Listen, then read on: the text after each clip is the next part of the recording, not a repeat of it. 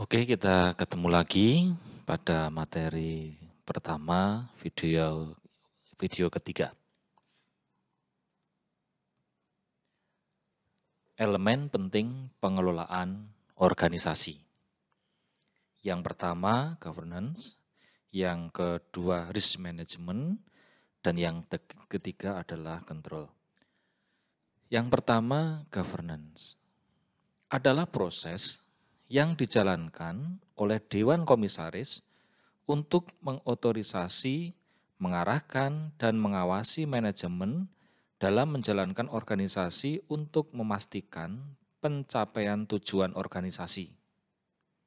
Artinya, bagaimana Dewan Komisaris ini bisa mendukung semua yang dilakukan oleh perusahaan manajemen untuk mencapai tujuan organisasi. Dalam hal apa? Ya, komisaris itu mengotorisasi hal-hal yang berkaitan dengan pengembangan organisasi atau perusahaan. Lalu mengarahkan supaya tujuan perusahaan ini tidak menyimpang dan juga mengawasi jalannya organisasi termasuk juga kebijakan-kebijakan yang dikeluarkan oleh manajemen. Jangan sampai menyimpang dari harapan dan tujuan organisasi yang sudah ditetapkan oleh Dewan Komisaris. Yang kedua, risk management adalah proses yang dijalankan oleh manajemen untuk memahami dan mengatasi ketidakpastian. Misalnya adalah adanya risiko atau mungkin malah peluang yang dapat mempengaruhi kemampuan organisasi dalam mencapai tujuan yang ditetapkan. Nah, di sini intinya adalah bagaimana manajemen itu memahami dan mengatasi hal-hal yang akan terjadi, baik itu risiko maupun peluang. Termasuk di masa pandemi COVID ini perlu dipertimbangkan bagaimana perusahaan ini bisa eksis, bisa tetap jalan. Tidak perlu harus merumahkan atau mem-PHK karyawan, bagaimana perusahaan ini bisa membuat peluang dengan adanya kondisi seperti ini. Nah, banyak perusahaan-perusahaan yang tutup, banyak retail yang tutup karena sudah tidak ada yang datang, tidak ada yang datang ke toko membeli produknya.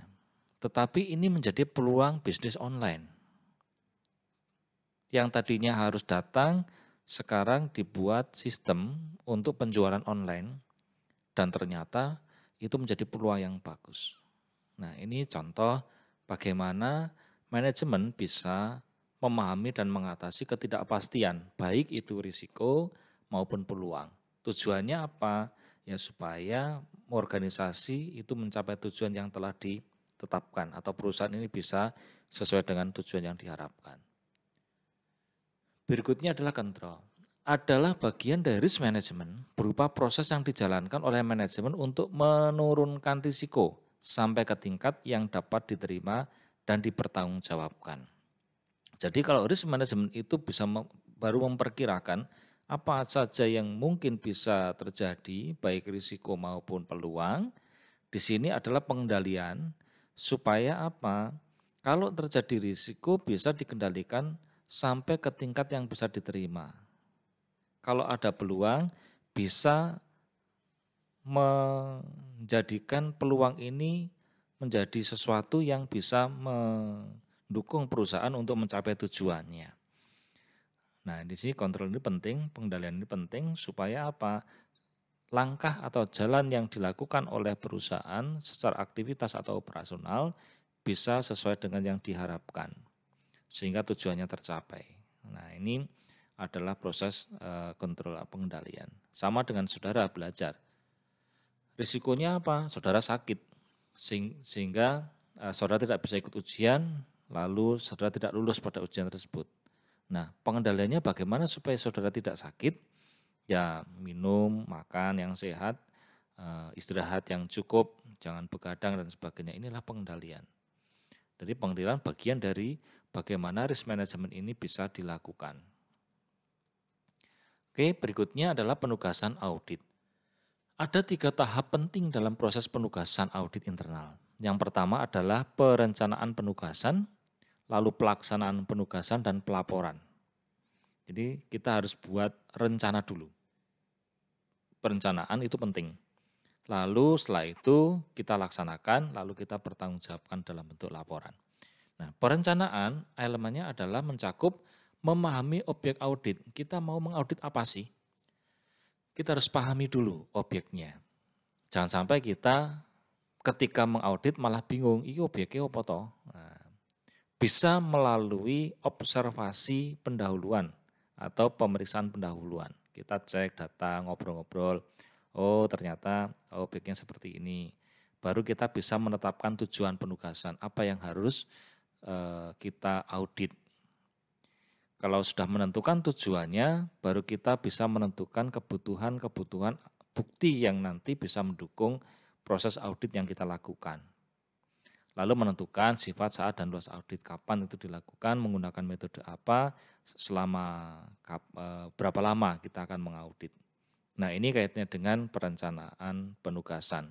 Kalau sudah, baru kita sampaikan kepada audite atau bagian atau objek yang kita audit. Mereka biar siap. Ya, setelah itu baru pelaksanaan penugasan. Dalam pelaksanaan penugasan, kita harus membuat kertas kerja sebagai bukti dokumen untuk audit. Jadi kalau nanti ada temuan, ada catatan dan sebagainya, ketika kita menyampaikan rekomendasi, kita punya bukti dalam bentuk dokumen. Lalu berikutnya adalah setelah selesai kita membuat laporan pelaksanaan penugasan untuk mempertanggungjawabkan kegiatan atau aktivitas kita, tugas tanggung jawab kita. Nah, laporan ini dalam bentuk laporan apa yang kita audit dan rekomendasi. Kalau memungkinkan ada beberapa rekomendasi yang perlu disampaikan. Nah, ini kaitannya dengan penugasan audit. Berikutnya hubungan akuntansi dan auditing. Untuk siklus akuntansi, itu pendanaan, pengeluaran, produksi, SDM pengajian, pendapatan, investasi. Siklus transaksi ada banyak di situ. Ada siklus transaksi pendanaan sampai ke investasi A sampai F. Nah, dari situ masuk ke akuntansi. Dari awal mulai dari bukti transaksi, lalu menjurnal, mencatat, memposting buku besar dan buku bantu, ya, sampai dengan pembuatan laporan keuangan yang melalui penyusutan, buat neraca lajur dan sebagainya sampai ke laporan keuangan. Ini adalah hubungan akuntansi auditing. Untuk alur akuntansi itu mulai dari transaksi, lalu proses akuntansi sampai ke laporan keuangan. Tetapi kalau untuk audit dibalik dari laporan keuangan ini menuju ke proses akuntansi dan ke transaksi. Nah, ini perbedaan alur akuntansi dan audit. Ya, kalau sekali lagi kalau akuntansi dari transaksi sampai ke laporan keuangan, kalau audit mulai dari laporan keuangan, kalau kita melihat ada sesuatu yang perlu dicek. Nah, kita cek ke akuntansinya, proses akuntansi. Lalu kita cek ke bukti transaksinya, nota-notanya, dan sebagainya. Ini adalah hubungan akuntansi dan auditing. Sekarang bagaimana perbedaan auditor eksternal dan internal?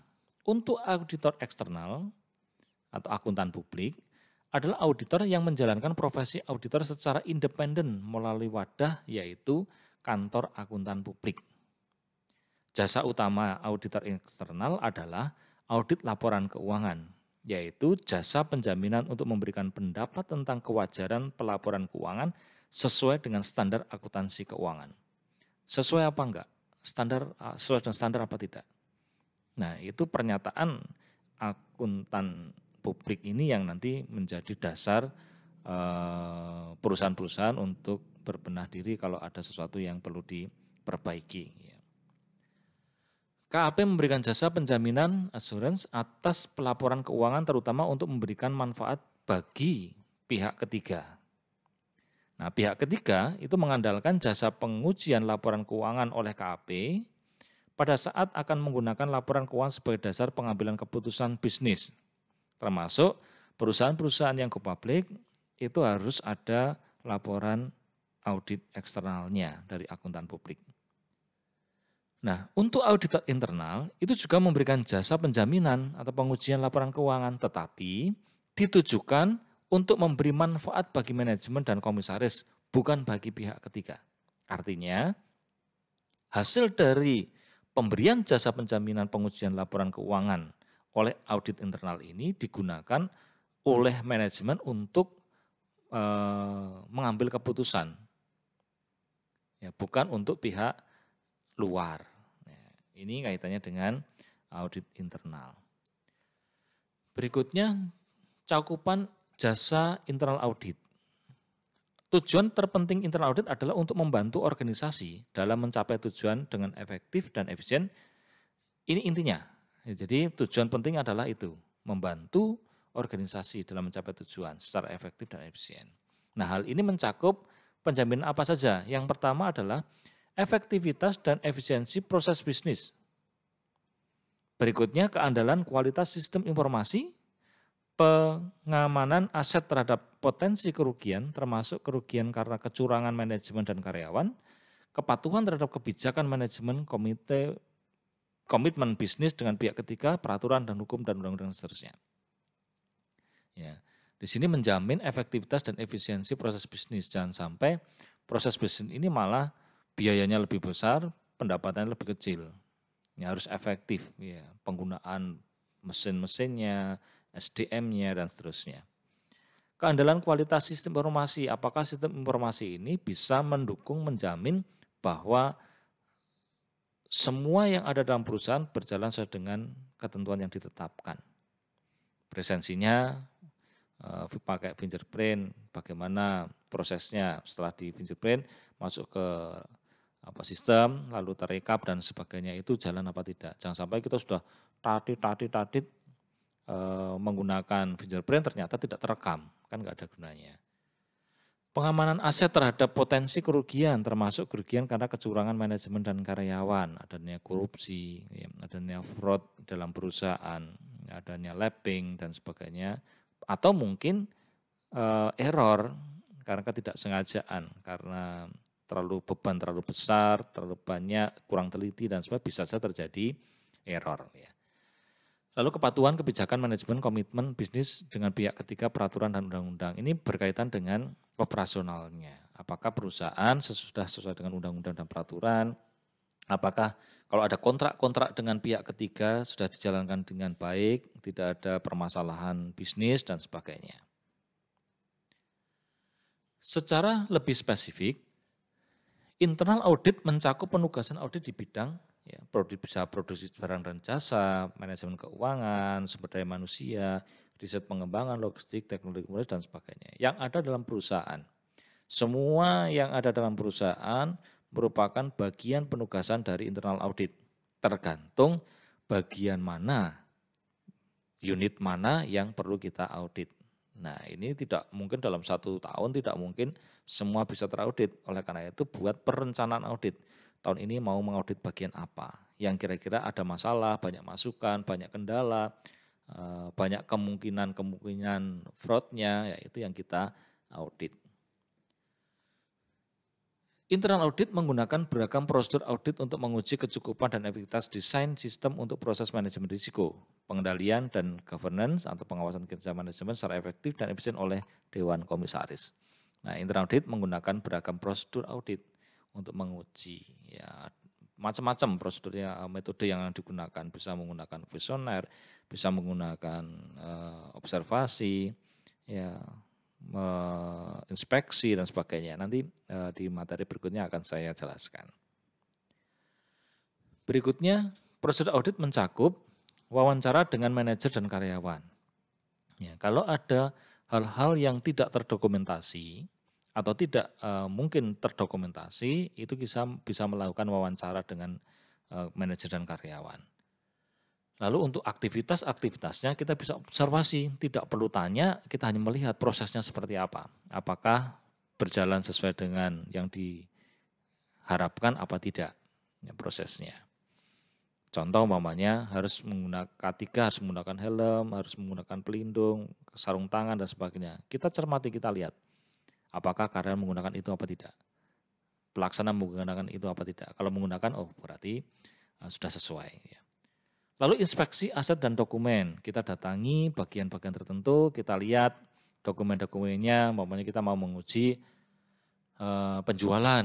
Kita minta faktur penjualan dari bulan apa sampai apa. Kita cek, ada enggak sesuatu yang menyimpang atau tidak sesuai dengan aturan. Umpamanya tanda tangan, stempel, jumlah, dan sebagainya. Kita cek. Lalu uji coba prosedur pengendalian, bagaimana proses pengendalian ini bisa berjalan dengan baik, umpamanya untuk kehadiran menggunakan fingerprint, apakah proses itu dilakukan apa tidak. Ya. Lalu analisis kecenderungan, tren dan rasio, ini kaitan dengan keuangan, bagaimana analisis tren dan rasionya, umpamanya rasio likuiditas, solvabilitas, likuiditas, profitabilitas, dan seterusnya. Ini ya. Lalu kecenderungan, apakah laba itu naik setiap periode atau turun, bagaimana pola penjualannya, meningkat atau turun dan sebagainya, itu bisa dilihat dari analisis tren.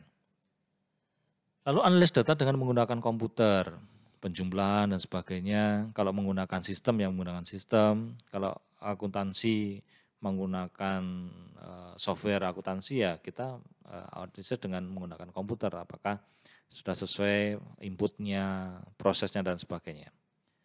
Lalu pengumpulan bukti pendukung dari pihak ketiga. Kalau kita membutuhkan konfirmasi dari bank, konfirmasi piutang dari pelanggan dan sebagainya, kita perlu, kalau itu dimungkinkan atau kemungkinan ada sesuatu yang tidak beres begitu ya, kemungkinan temuan dan sebagainya, ya kita bisa mengumpulkan bukti dari pihak ketiga dalam bentuk konfirmasi.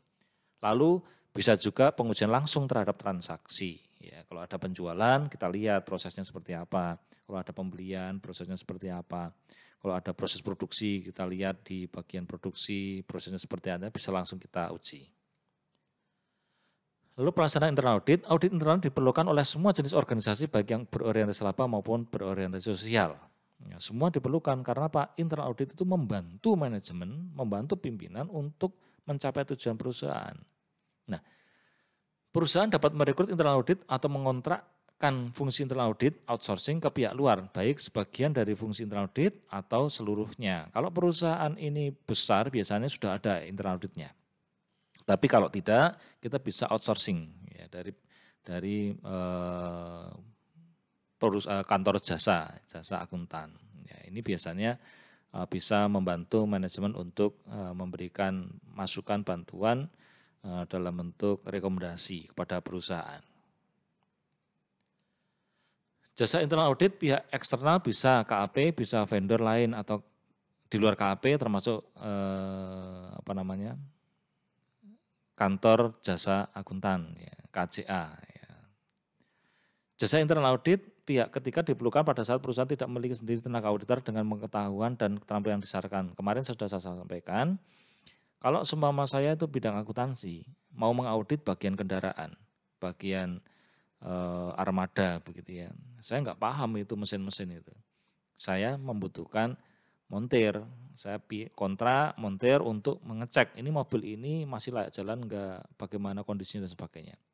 Setelah dapat laporan dari kriteria yang kita tetapkan, setelah dapat itu kita bisa membuat laporannya. Lalu persyaratan kompetensi yang dimiliki oleh auditor internal untuk memastikan keberhasilan karir personal adalah antara lain, yang pertama adalah inherent personal qualities, artinya kualitas kepribadian seseorang itu mempengaruhi kaitannya dengan kompetensi yang bagus oleh secara profesional seorang internal audit. Apa saja inherent personal qualities itu adalah yang pertama integritas. Bagaimana kemampuan orang auditor ini di dalam melaksanakan tugasnya. Orang yang berintegritas itu ya tekun, ya bertanggung jawab, jujur, ya itu integritas. Lalu punya passion atau semangat yang tinggi untuk melaksanakan penugasan, tidak ngelokro, tidak lenda-lendu gitu ya, tidak biak-biak gitu ya. Bisa mempunyai semangat yang cukup bagus ya. Lalu memahami etika kerja. Etika kerja itu penting. Ya, bagaimana kita bisa berperilaku dengan baik ketika kita melaksanakan penugasan. Nah, untuk etika nanti akan kita bahas di pertemuan berikutnya. Berikutnya, rasa ingin tahu yang besar. Rasa ingin tahu yang besar itu bukan termasuk kepo gitu ya, bukan. Tetapi bagaimana kita ingin membuktikan sesuatu supaya dasar yang akan kita gunakan untuk mengambil keputusan itu tepat, ya, sesuai, ada buktinya. Ya, lalu kreatif, ya, kreatif. Bagaimana kita bisa kalau ada masalah bisa segera bisa menyelesaikan gitu ya, kreativitas kita yang diperlukan di situ. Kayak inisiatif ya, bagaimana kita bisa membuat rekomendasi kalau tidak punya inisiatif. Lalu fleksibel, adaptif dengan perkembangan bisnis. Kalau dulu menggunakan kalkulator, sekarang sudah ada komputer ya pakai komputer gitu ya. Sekarang pakai gadgetnya, pakai smartphone bisa, kita pakai itu dan seterusnya. Lalu persyaratan berikutnya adalah knowledge, skill, dan kredensial, yaitu penguasaan pengetahuan, keterampilan yang sesuai dengan tuntutan kualifikasi penugasan audit. Kalau di audit di bagian tertentu, kita harus mempunyai kemampuan, pengetahuan, dan keterampilan yang mencukupi untuk melakukan audit itu. Kalau tidak, ini akan repot nanti. Lalu internal audit harus menguasai prinsip-prinsip dasar manajemen agar dapat mendeteksi dan mengevaluasi dengan tepat setiap penyimpangan dari praktik bisnis yang sehat. Kalau kita tidak menguasai prinsip-prinsip manajemen, kita akan sulit memberikan rekomendasi kepada manajemen. Karena kita nggak paham apa yang akan dilakukan oleh manajemen. Lalu audit internal harus memahami secara mendalam karakteristik bisnis dan industri yang menjadi bidang kegiatan perusahaan. Kita harus bisa menguasai karakteristik bisnisnya seperti apa. Bisnisnya seperti apa, industrinya seperti apa. Karena masing-masing bisnis, masing-masing industri mempunyai karakteristik yang berbeda. Dan tentunya pola auditnya juga berbeda. Nah, ini yang perlu kita pertimbangkan. Lalu berikutnya, hal lain yang harus dikuasai auditor adalah tujuan, strategi, dan aktivitas operasional organisasi, risiko internal dan eksternal yang mengancam keberadaan organisasi, proses manajemen risiko, pengendalian, dan governance. Nanti ini akan dibahas di materi-materi selanjutnya. Saya berharap materi-materi selanjutnya juga diikuti dengan baik, supaya benar-benar saudara sebagai audit internal bisa menguasai hal-hal seperti yang disyaratkan. Lalu berikutnya, internal audit harus memiliki keterampilan interpersonal yang baik dan mampu berkomunikasi secara efektif baik lisan maupun tertulis. Supaya apa? Supaya kita bisa nyaman ketika melaksanakan audit. Karena banyak sekali audite itu merasa tidak nyaman ketika mau diaudit. Oleh karena itu, internal audit harus bisa memberikan kenyamanan dalam hal apa? Berkomunikasi dengan baik. Lalu berikutnya, untuk persyaratan tuntutan di tingkat entry level, ya ini menguasai salah satu keahlian dalam bidang audit dan sebenarnya jelas sekali. Setiap audit harus menguasai di bidang-bidang tertentu yang menjadi bagian auditnya. Lalu metode-metode yang digunakan. Ya. Lalu keahlian di bidang auditing dalam sistem informasi sangat dicari dalam memenuhi tuntutan kompetensi audit. Bagaimana seorang audit internal tidak bisa komputer, tidak bisa sistem informasi. Nah, ini sangat berat, ya, harus bisa menguasai. Penguasaan dalam program audit seperti spreadsheet, Excel gitu ya, flowchart atau database atau software audit tertentu, ya, termasuk kemampuan audit akuntansi, software akuntansi, entah itu Accurate, MYOB, DXC Accounting dan sebagainya, Zahir dan sebagainya. Lalu keterampilan interpersonal komunikasi saya sudah sampaikan tadi, harus punya kemampuan interpersonal dan komunikasi yang baik. Lalu kemampuan berpikir analitis dan seterusnya tadi sudah saya jelaskan. Bagaimana seorang internal audit harus punya kemampuan analitis, kritis, kreatif, dan sebagainya. Lalu bisa membuat resume yang merefleksikan dengan baik pengetahuan dan keterampilan yang telah mereka peroleh. Ya, kalau saudara ditanya kemampuanmu apa, saudara bisa menggambarkan kemampuan saudara, merefleksikan dengan baik pengetahuan yang saudara dapatkan atau keterampilan, itu sudah termasuk ciri yang bagus. Nah, kalau di kampus ya, menyelesaikan studi yang tepat, tidak molor-molor, D3 sampai 10 tahun itu bagaimana ya. Paling tidak D3 ya 3 tahun sudah selesai, D4 ya 4 tahun selesai. Nah, ini bisa merefleksikan talenta ciri audit internal. Lalu bisa melakukan beberapa penugasan sekaligus, umpamanya bekerja sambil kuliah, atau mungkin kuliah sambil bisa mengikuti ekstrakurikuler, tetapi tidak mengganggu perkuliahan. Itu juga sangat, atau yang disebut dengan multitask, ya, melaksanakan multi tugas. Dapat beasiswa, nah ini juga bentuk penghargaan yang lain, ciri talenta audit internal. Penyelesaian internship menjadi bukti kemampuan mahasiswa dalam menerapkan pengetahuan dan keterampilan yang dipelajari, bagaimana apa yang saudara pelajari ini bisa diterapkan dalam kehidupan saudara. Menjadi pemimpin kegiatan, UKM dan sebagainya ini juga salah satu ciri talenta dalam audit internal, karena dia bisa memimpin, bisa mengendalikan orang. Lalu juga keikutsertaan dalam program sertifikasi, bisa dari CIA, bisa dari LSP dan sebagainya. Nah, ini yang bisa saya sampaikan untuk materi 1 video ketiga. Semoga bermanfaat, saudara bisa belajar dengan baik. Nanti ada tugas-tugas yang akan saya berikan untuk materi ini. Terima kasih.